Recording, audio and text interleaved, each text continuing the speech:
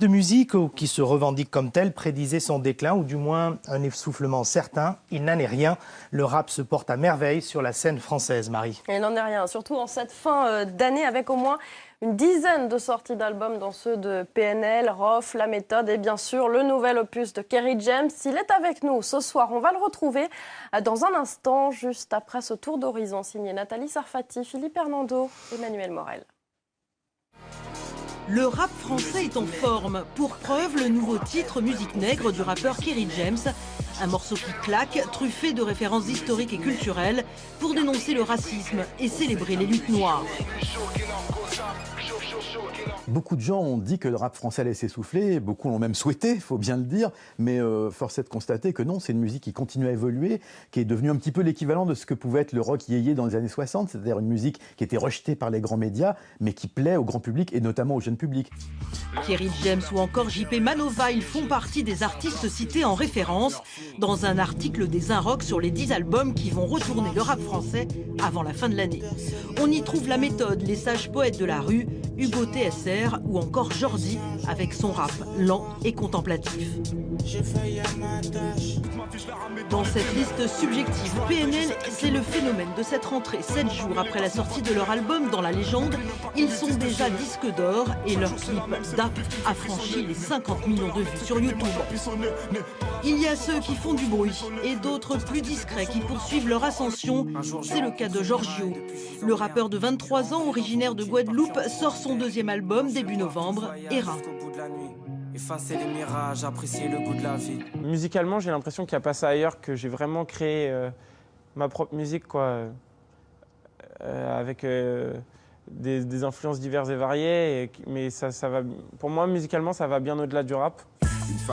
Sur les 10 albums rap sélectionnés pour cette rentrée, la moitié est réalisée par des artistes originaires d'outre-mer. Pour Olivier Cachin, ce n'est pas un hasard. Parce que je pense que c'est une musique qui à la fois allie des racines musicales qui viennent des Antilles, que ça soit le reggae dancehall, calypso ou autre, et puis aussi qui est une musique profondément urbaine. À François, on a aussi notre sélection. On surveillera la sortie de Surnaturel, le 8e et peut-être dernier album de Rof, et la réédition de Keops, Sad Hill, une compilation de 3 CD qui date de 1997 et qui réunit la crème du rap français. Lui vient de sortir son 7e opus, Mohamed Alix, avec toujours ce même esprit percutant, critique, ce rap dit conscient. Bonsoir Kerry James. Bonsoir. Quelle est votre ambition avec ce nouvel album? Est-ce que le rap, pour vous, ça sert à dire ce qu'on n'entend pas ailleurs? Ouais, d'abord, pour moi, c'est une musique que j'ai connue comme étant une musique contestataire. Et c'est ce qui m'a plu en cette musique. Et j'essaie de perpétuer la tradition. Vous parliez dans une interview notamment qu'on pouvait comparer un peu le rap à un média. Ça permet de transmettre des choses. Oui, aujourd'hui, les rappeurs sont devenus des médias. J'ai par exemple, moi, environ 1 million de personnes qui me suivent sur Facebook. Donc je pense que j'ai une responsabilité. Quand je publie quelque chose, je suis devenu un média, je pense. Ouais. Alors il y a un des titres phares de cet album donc, qui s'appelle Racaille, où vous exprimez la défiance face à la politique. On regarde un extrait et on en parle ensuite. Comme toute la France d'en bas, je crois plus aux politiciens. Je continue le combat, je crois au réveil citoyen. Pour changer les choses, il faut le vouloir. Vous n'avez pas de cause profonde si ce n'est le pouvoir. Kerry James, on vous sent en colère vis-à-vis de la classe politique française. J'ai presque envie de dire que vous n'êtes pas le seul, il y en a d'autres. Qu'est-ce que vous leur reprochez aujourd'hui à ces politiques, tous bords confondus? Alors premièrement, c'est d'être totalement en décalage avec la réalité des Français. C'est le premier souci, je pense, c'est le plus important.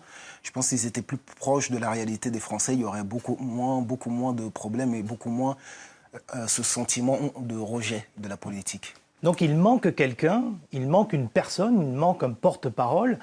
Est-ce que vous avez une idée de qui ce pourrait être ou quel serait son profil?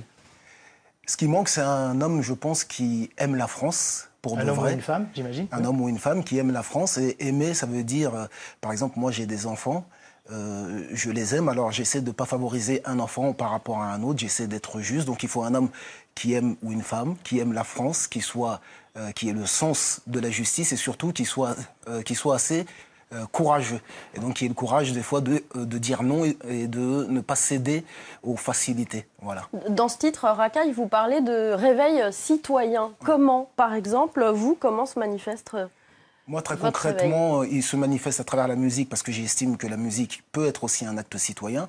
Il se manifeste aussi à travers mon association qui est l'ACES, comme Apprendre, Comprendre, Entreprendre et Servir.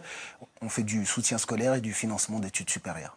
Donc c'est un engagement, et en fait vous prônez l'engagement de tous. Il faudrait que finalement chaque citoyen soit engagé pour défendre sa propre cause. Oui, bien sûr, dans un titre qui s'appelle Lettre à la République, je disais, est-ce que les Français ont les dirigeants qu'ils méritent? Je pense que si on a des dirigeants qui ne nous conviennent pas, on doit se poser la question sur ce qu'on est nous-mêmes quand même. Alors, une dernière question sur la politique. Vous aviez soutenu une candidate en 2007, c'était Ségolène Royal. Aujourd'hui, c'est plus imaginable pour vous de soutenir quelqu'un comme ça dans Oui, le je grand le parti? regrette sincèrement, et aujourd'hui, je ne le ferai plus, et mon action restera une action vraiment, une action citoyenne et pas politicienne. Alors vous êtes également originaire d'Haïti. J'aimerais qu'on en parle d'un mot. J'imagine qu'on voit des photos derrière vous. Vous avez été terriblement blessé par ce qui s'est passé, l'ouragan Matthew. Qu'est-ce que vous avez envie de dire à ces Haïtiens? Bien sûr, j'aimerais avoir une forte pensée pour tous les Haïtiens et leur dire que je les soutiens et que j'espère venir prochainement. Voilà. Y aller pour participer à cet élan de organiser solidarité? une action ici, une action solidaire, mais cette fois-ci, parce que j'en ai déjà fait dans le passé, mais cette fois-ci, j'aimerais moi-même emmener les fonds que j'aurais récoltés. Voilà. Merci. Merci beaucoup, Merci Kerry de m'avoir James. reçu. On va rappeler un certain nombre de choses. D'abord, votre album, je le montre tout de suite, Mohamed Alix. Vous serez au Zénith également de Paris le 30 novembre prochain.